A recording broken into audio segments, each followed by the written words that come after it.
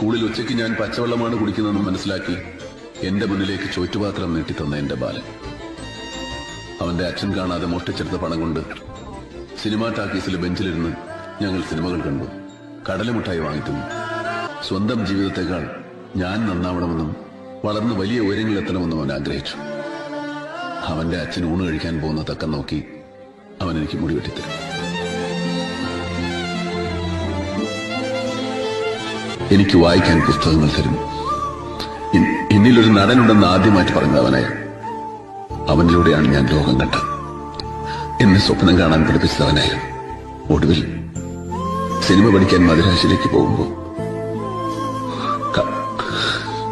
കാതിലെ കടുക്കൻ വിട്ട കാശുമായി അവൻ എന്റെ അടുത്തേക്ക് വന്നു.